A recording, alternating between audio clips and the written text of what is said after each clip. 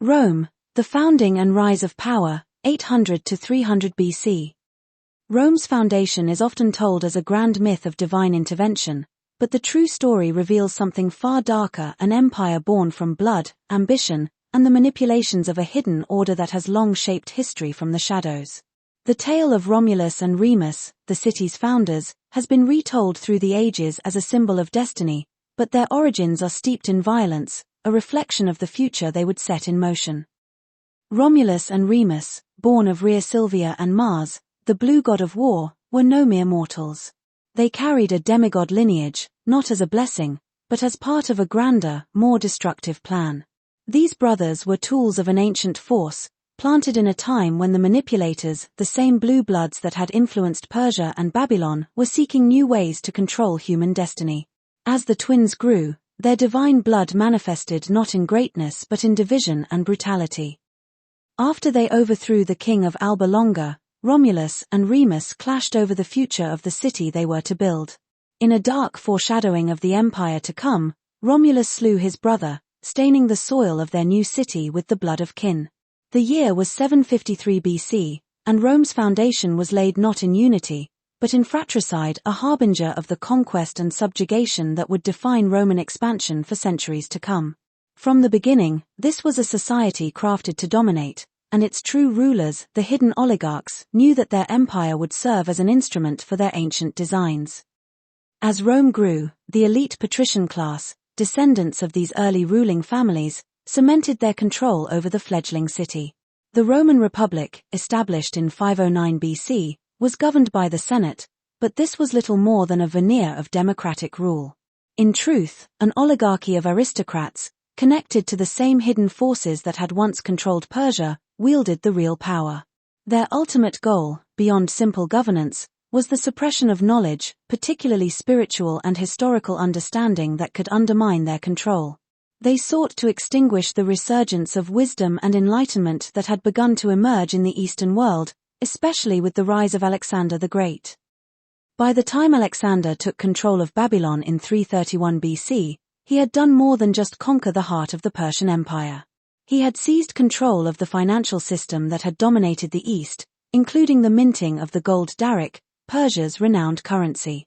This was not just a military or political victory, it was a blow to the deep-rooted powers that had used Persia's influence to control the flow of money and commerce across much of the known world. With Alexander at the helm, the old order in the East began to crumble, and a new one emerged. Scholars and philosophers in the Hellenistic world found new life in this resurgence of ancient knowledge, much of it tied to the wisdom from before Armageddon in 609 BC. Rome, a rising power in the West, watched these events with growing unease. Until this point, they had largely traded with the daric, the gold coin that flowed from the Persian mints. But now that Alexander had taken control of Babylon and, with it, the Persian financial system, Rome's leaders knew they had to respond. The elites saw the growing influence of Greek culture and Hellenistic ideas as a threat, one that had to be countered, not just militarily but economically. Thus, in 300 BC, Rome introduced its own coin, the as, a bronze currency that marked the beginning of a new economic system. This was more than just a practical measure. It was a deliberate response to Alexander's control of the money in the East. Rome's oligarchy, tied to the same hidden powers that had once guided Persia, understood that controlling the flow of money was essential to controlling the people. With the as, they began to shift Rome away from dependence on the daric, laying the foundation for their own economic dominance. This move was not just about trade, it was about ensuring that Rome could stand as a rival to the influence of the Hellenistic world and the resurgence of knowledge it had unleashed. As Rome continued to expand, the elites within its ruling class saw an even greater threat looming in the south. Carthage. Founded by the Phoenicians, Carthage had preserved ancient knowledge that stretched back to before 609 BC, knowledge that the oligarchs in Rome could not allow to resurface. The libraries and archives hidden behind Carthage's great walls contained secrets from a time before Armageddon, when humanity had a deeper understanding of the spiritual world. This knowledge had survived the rise and fall of empires, and for Rome's rulers, it represented a danger that had to be extinguished.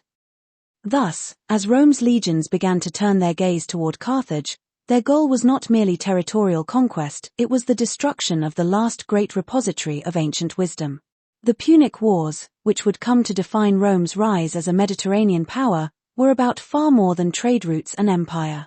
They were a struggle to ensure that the knowledge preserved in Carthage never saw the light of day, that the teachings from before Armageddon remained buried beneath the sands of time. Meanwhile, the hidden influences that had once directed Persia had already entrenched themselves within Rome's aristocracy. These forces, ancient and unchanging, had guided empires for centuries, always working from the shadows to control the flow of history. Now, they were deeply embedded in the Roman Senate, pulling the strings of the Republic's elite, ensuring that Rome's expansion served their purpose.